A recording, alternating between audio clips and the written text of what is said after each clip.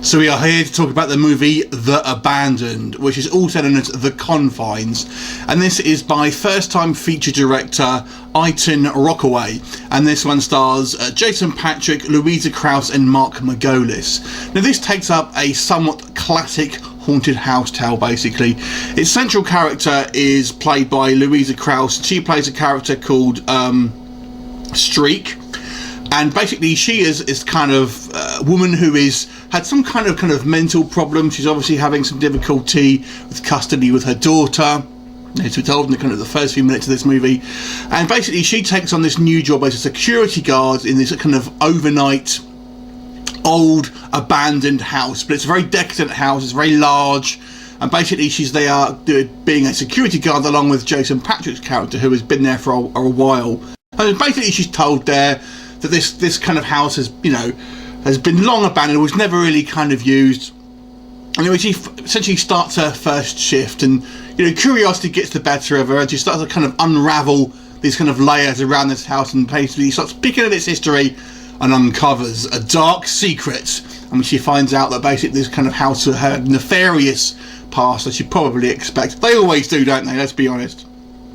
So this is kind of a slow burn haunted house film. It very much is your classic style of haunted house. The first 2/3 of this movie, essentially a slow build, basically creepy scenes.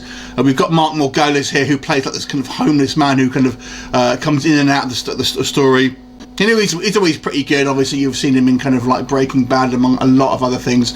I always remember him from the Equalizer TV show. The standout character for me there was Jason Patric. He doesn't do a lot of acting, but I always think, Speed 2 notwithstanding, he's always pretty good. Obviously, our fans are going to know him from obviously the original Lost Boys movie where he played Michael. And Louisa Krause here, less of a known actor, but all around the acting here was all pretty good. The real kind of star of this show though is probably the location. It's all set in this kind of large house and it looks fantastic. The actual house itself looks absolutely both terrifying and beautiful at the same time, so kudos to the actual location here. Fantastic. And it does have a genuine kind of creepy atmosphere. It does somewhat rely on kind of horror cliches as to kind of the movie progresses. You can pretty much kind of guess where it's going to kind of go and what will happen in certain things, but nonetheless I think it's a well executed version of this. You don't mind so much until you get to, I would say, the last act, the last third of this movie, where things start to kind of ramp up, and I felt it got a little bit convoluted at that point. I won't go into the kind of the plot points, but suffice to say, I think it starts to kind of buckle under its own mythology somewhat. And I have to say, the very end of this film, although I personally didn't mind it so much, it's going to kind of annoy some people.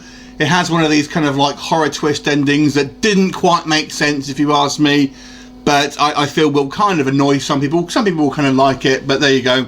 I don't necessarily didn't mind it, but I can definitely see it annoying some people. The effects here are all fairly good, with the exception of one crappy CGI effect towards the end, which I don't know what they did, because they could have done it with practical, and I don't know why they've chosen to do it as a visual effect. But they're pretty much, it kind of almost feels in some respects, although it isn't a found footage film, because these security guards are kind of having these little head cams, and we do occasionally sort of see the point of view of that. So it does kind of flip into a third person mode, sort of sometimes like found footage, but I didn't mind it actually. It's not a big part of the film, and I think it kind of served the story, which was kind of quite good here, and you understood the reasons for it. Overall, I actually found it quite, a satisfying horror film. I don't know if it's something I'd probably watch again necessarily, but I certainly enjoyed it this one time I kind of, when I did watch it. I certainly would maybe recommend it if you are a kind of a fan of slow build, atmospheric, creepy atmosphere. Certainly ones that are kind of straight to DVD or straight to video on demand, things like that basically. You can do a lot worse. I'm going to give this movie a 6 out of 10. Have you seen it? What do you think of it? Leave me a comment and I'll look forward to seeing you next time. Bye for now.